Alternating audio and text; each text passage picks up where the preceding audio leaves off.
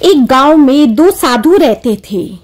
वो दोनों पूरे दिन भिक्षा मांगते रहते थे, पूजा अर्चना करते रहते थे। उनकी दिनचर्या बहुत ही सरल थी। एक दिन गांव में बहुत तेज आंधी तूफान आए। गांव के बाहर ही उनकी एक छोटी सी झोपड़ी थी, पर आंधी तूफान के कारण उनकी झोपड़ी को बहुत नुकसान पहुंचा। आधी झोपड़ी लगभग उनकी पूरी तरीके से टूट गई। अब शाम के समय जब दोनों साधु वापस आए तो उन्होंने देखा कि उनकी झोपड़ी तो टूट गई है। अब उसमें से जो एक साधु था उसको बहुत अधिक क्रोध आया। वह कहने लगा कि हे भगवान, मैं तो दिन भर आपकी पूजा अर्चना करता हूँ और भिक्षा मांगता हूँ, तो वो भी आपका नाम लेते हुए ही मांगता हूँ। आपके ध्यान में मग्न रहता हूँ, तब भी आपने मेरी झोपड़ी क्यों तोड़ दी? गांव में और भी तो इतने बड़े बड़े मकान थे, गांव में और भी तो बहुत झूठे लोग रहते हैं, पर आपने उनका तो कोई नुकसान नहीं पहुंचाया। आपने जिस झोपड़ी में मैं रहता हूँ उस झोपड़ी को ही नुकसान पहुंचा दिया। यह तो एक छोटी सी ही झोपड़ी थी जो कि बड़ी मेहनत से बनाई हुई थी।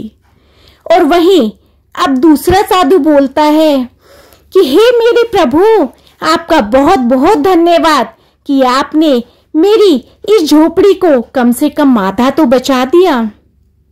आप चाहते तो मेरी पूरी झोपड़ी ही नष्ट कर सकते थे। आपने मेरी आधी झोपड़ी बचाई, उसका बहुत बहुत धन्यवाद।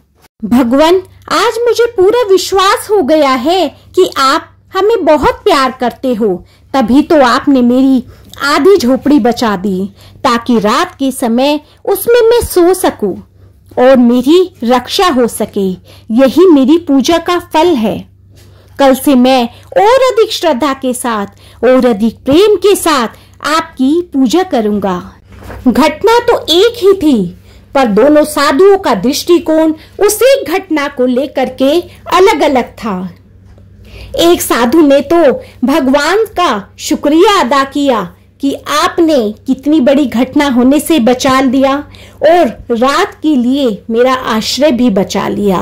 और वही दूसरे साधु ने भगवान से बोला कि आपने तो मेरी पूजा और श्रद्धा का भी मान नहीं रखा।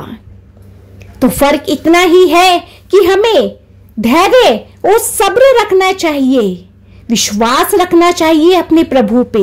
वह हमारे लिए जो करते हैं अच्छा ही करते हैं और आने वाले समय में और अधिक अच्छा ही करेंगे।